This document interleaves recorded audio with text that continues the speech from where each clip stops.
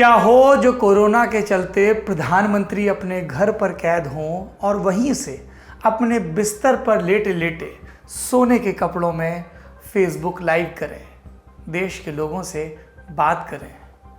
क्या हो जो एसेंशियल सर्विस की लिस्ट में बच्चों की कहानियों के किरदारों को भी जोड़ दिया जाए ताकि त्योहारों की चमक मध्यम ना हो। क्या हो जो ये सब हकीकत में हो। क्या हो जो कोरोना लगभग खत्म होने को हो। ये सब हो रहा है, एक देश में हो रहा है जिसकी कहानी आज आपको विस्तार से बताएंगे। नमस्ते, सौरभ द्विवेदी नाम है मेरा और आप देख रहे हैं लल्लन टॉप का ग्लोबल न्यूज बुलेटिन दुनियादारी। आज के एपिसोड में एक महिला प्रधानमंत्री की कहानी जिनकी कोरोना के वक्त में लीडरशिप की पूरी दुनिया में तारीफ हो रही है। नतीजा ये कि देश में संक्रमण खत्म होने को है। मगर उस कहानी से पहले आज की सुर्खियां। पहली सुर्खी है यमन से। वहां सऊदी के नेतृत्व वाली गठबंधन सेना ने 2 हफ्ते के संघर्ष विराम का ऐलान किया है। इस गठबंधन सेना की लड़ाई चल रही है हूती विद्रोहियों के साथ। ये हुआ है कोरोना के मद्देनजर। मार्च 2015 से ही यमन में दोनों गुटों की लड़ाई चल रही है। इस जंग में हजारों लोग मारे जा चुके हैं और लंबे समय से भयंकर भूखमरी के हालात हैं। दूसरी सुर्खी स्पेन से है। वहां प्रधानमंत्री पेड्रो सांचेज ने कहा है कि स्पेन ने कोरोना के आगे अपना बदतर झेल लिया है। आगे स्थितियां सुधरने की उम्मीद है, लेकिन अब भी इमरजेंसी की स्थिति बनाई रखी जाएगी। जनजीवन सामान्य होने में बहुत समय लगेगा। प्रधानमंत्री ने कहा कि ये सामान्य भी कितना और किस तरह का होगा अभी कोई नहीं जानता। पेड्रो सांचेज ने यूरोपियन यूनियन से भी अपील की। कहा कि अगर कोरोना संकट के सामने ईयू एकजुटता नहीं दिखाता तो उसकी एकता खतरे में पड़ जाएगी। स्पेन में अब तक 15,500 लोग मर चुके हैं कोरोना के चलते। तीसरी सुर्खी जापान से है। लंबे समय तक टालने के बाद 7 अप्रैल को जापान ने 1 महीने का स्वास्थ्य आपातकाल लगाया था। 8 अप्रैल को वहां कोरोना के 500 नए मामले सामने आए। ये पहली बार है जब जापान में एक दिन में इतने केसेस मिले। कई विशेषज्ञों को आशंका है कि शायद जापान ने इमरजेंसी लगाने में काफ़ी देर कर दी। वहाँ अब तक 4,667 केस हैं कोरोना के, लेकिन एक्सपर्ट्स की माने तो असल संख्या इससे कहीं ज़्यादा हो सकती है। ये भी आशंका है कि शायद कम्युनिटी स्प्रेड भी शुरू हो चुका हो। अब बढ़ते हैं बड़ी खबर की तरफ। एक प्रधानमंत्री हैं, रात को अपने बिस्तर पर लेटी हैं, घर के कपड़ों में, स्वेटर पहने, फेसबुक लाइव कर रही हैं। देश में कोरोना के कारण लॉकडाउन है। लोगों के दिमाग में 100 तरह के सवाल। तो वो लोगों से कह रही हैं कि आप सवाल पूछिए, मैं जवाब दूंगी। वो हंसते मुस्कुराते हुए लोगों को हिम्मत बंधा रही हैं। सरकार क्या कर रही है ये भी बता रही है। हजारों लोग देख रहे हैं, दिल का इमोजी बना रहे हैं। देख रहे हैं कि ऐसा लगता है जैसे रात को माँ थपकी देकर सुला रही हो।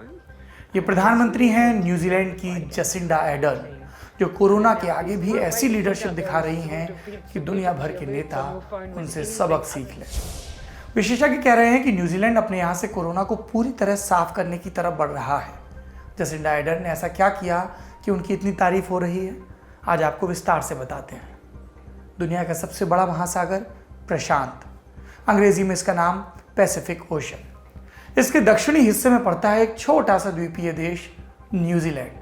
50 लाख से भी कम आबादी, शिक्षा, स्वास्थ्य और नागरिक अधिकार जैसे मामलों में ये दुनिया के सबसे अच्छे देशों में से एक है। अक्टूबर 2017 में यहाँ की प्रधानमंत्री बनी जसिंडा आर्डर्न। जसिंडा का नाम सुर्खियों में आया मार्च 2019 के क्राइस्टचर्च आतंकी हमले के बाद। जिस तरह से जसिंडा ने इस मामले को हैंडल किया, दुनिया भर की मीडिया उनकी तारीफों से पट गई। और अब यही इंटरनेशनल मीडिया एक बार फिर जसिंडा के लिए तालियां बजा रही है। इसकी वजह न्यूजीलैंड सरकार का कोरोना से निपटने का तरीका। और इस सब की शुरुआत कैसे होती है? 26 फरवरी से। इस दिन एक बुजुर्ग महिला बाली होते हुए ईरान से न्यूजीलैंड आई। वो बीमार थी। परिवार के लोग हॉस्पिटल लेकर गए। 28 फरवरी को पता चला कि महिला को कोरोना है। न्यूजीलैंड ने ईरान और चीन पर यात्रा के प्रतिबंध लगा दिए। इसके बाद के दिनों में कोई भी विदेश से आता तो उसे 14 दिन घर में क्वारंटीन रहने को कहा जाता। 19 मार्च को न्यूजीलैंड ने किसी भी विदेशी के अपने देश में आने पर रोक लगा दी। इस वक्त तक यहाँ कोरोना के कुल केस कितने थे? 28। फिर आया 21 मार्च का दिन, प्रधानमंत्री का राष्ट्र के नाम संबोधन। इसमें उन्होंने बताया कि कोरोना का कितना खतरा है देश पर और ये बताने के लिए एक अलर्ट सिस्टम लाया गया। 4 स्तर होंगे इस अलर्ट सिस्टम के, ये बताया गया।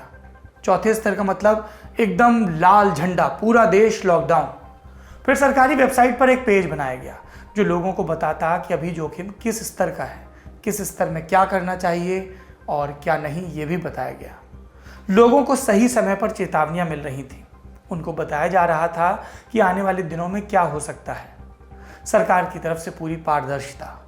सरकार इटली, स्पेन और अमेरिका जैसे देशों पर भी करीबी नज़र रख रही थी ताकि पता चले कि क्या करना है और क्या नहीं करना। इस वक्त तक न्यूजीलैंड में विदेश से आए लोगों में ही कोरोना मिला था। विचार हुआ कि कार्रवाई करने का अभी ही सही समय है। आगे कम्युनिटी के स्तर पर संक्रमण फैला तो बहुत देर हो जाएगी, और जब सख्त कदम उठाने ही हैं तो हालात बेकाबू होने का इंतज़ार क्यों करना। 23 मार्च को प्रधानमंत्री फिर आई देश के सामने। कहा अभी हमारे यहाँ कोरोना के 102 केस हैं, तो क्या कभी इटली में भी इतने ही लोग संक्रमित थे? फिर जेसिंडा बोली कि हमारा लेवल 4 आ गया है, पूरा लॉकडाउन होगा। लेकिन उन्होंने लॉकडाउन से पहले लोगों को 48 घंटे का समय दिया तैयारी करने के लिए, सामान जुटाने के लिए। ज़रूरी तैयारियां जैसे राशन का सामान, दवाएं, इन सब को खरीदने के लिए 2 दिन का समय पर्याप्त समय था। लेकिन तारीफ करनी होगी न्यूजीलैंड के नागरिकों की भी कि उन्होंने इन 2 दिनों में भगदड़ नहीं मचाई, अनुशासन दिखाया।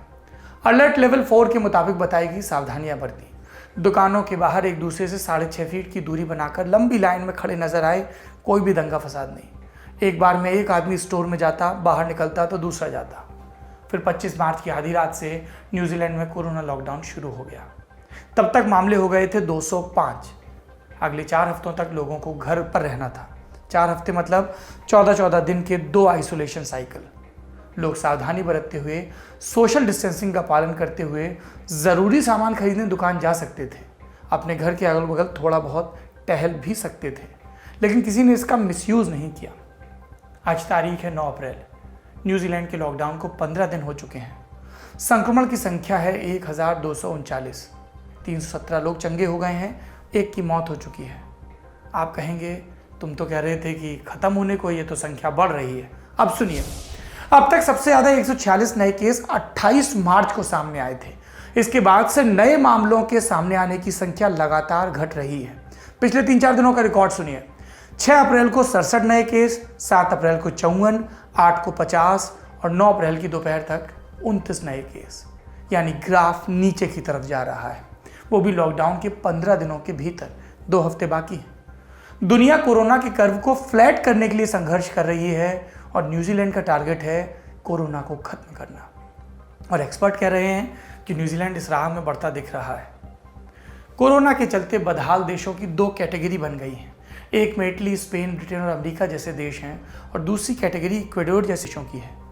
पहली कैटेगरी के देशों के पास संसाधन थे, लेकिन लीडरशिप ने दूरदर्शिता नहीं दिखाई। दूसरे देशों की मिसालों से भी नहीं सीखा। ब्रिटेन में बोरिस जॉनसन, अमेरिका में डोनाल्ड ट्रंप शुरू में बिल्कुल भी गंभीर नहीं।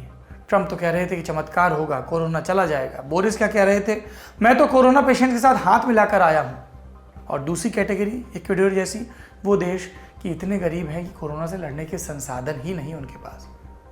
पहली कैटेगरी में दुनिया के नामी गिरामी मुल्क, अमेरिका, यूरोप के मुल्क। और जेसिंडा आर्डर्न इन सब के लिए एक मिसाल। न केवल बिना समय गंवाए उन्होंने ज़रूरी कदम उठाए, बल्कि पूरी पारदर्शिता बरती।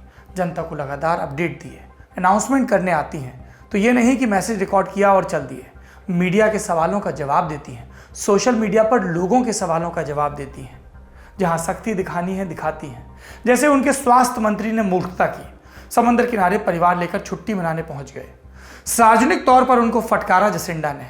पता है क्या कहा, इमरजेंसी ना होती, कामकाज के प्रभावित होने की आशंका ना होती तो मंत्रिमंडल से निकाल चुकी होती आपको। और ये जेसिंडा का इकलौता रूप नहीं है, खूब मुस्कुराती भी है ताकि लोगों को हौसला मिले। अभी पता है उन्होंने क्या किया, लॉकडाउन में डॉक्टर, पुलिस की तरह ईस्टर बनी और टूथ फेरी को भी एसेंशियल वर्कर्स की कैटेगरी में जोड़ दिया। 12 अप्रैल को ईस्टर है, ईसा मसीह के मरकर जी उठने की याद में मनाया जाता है। इसी से जुड़ा है ईस्टर बनी, एक काल्पनिक खरगोश जो सेंटा क्लॉज की तरह बच्चों के लिए तोहफे लाता है। और टूथ फेरी यूँ समझिए कि परी है एक कहानियों की। बच्चों से कहते हैं कि वो अपने टूटे दांत तकिए के नीचे छिपा दें, परी आएगी, दांत ले जाएगी, तोहफा दे जाएगी। जसिंडा आर्डर्न ने इन दोनों को एसेंशियल कर्मचारियों की श्रेणी में रखा ताकि घरों में बंद बच्चे और उनके माँ बाप उनके जीवन में उत्साह आए।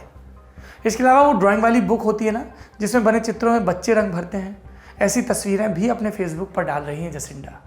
ये एक पर्सनल टच देने की कोशिश है कि प्रधानमंत्री से कनेक्ट हों लोग, उस पर भरोसा करें, मन भी हल्का हो थोड़ा लोगों का। कोरोना से निपटने के बाद अर्थव्यवस्था को फिर से मजबूत करने की चुनौती आएगी, लेकिन फिलहाल तो अच्छी और प्रभावी लीडरशिप के टेस्ट में डिस्टिंक्शन से पास होती दिख रही हैं जसिंडा आर्डर्न।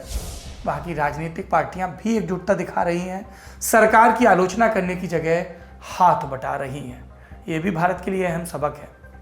ये था दुनियादारी का आज का एपिसोड। लीडरशिप अपनी आबादी को खुशहाल और बदहाल दोनों कर सकती है। जैसे नेपोलियन की कहानी, जिसने रूस पर हमला किया। नेपोलियन की विशाल सेना आगे बढ़ती रही, रूसी सेना पीछे खिसकती रही। ये नेपोलियन का ब्लंडर था। उसे जो जीत लग रही थी वो हार की पूर्व पीठिका थी। नेपोलियन की सेना को रूस की भयानक ठंड की आदत नहीं थी।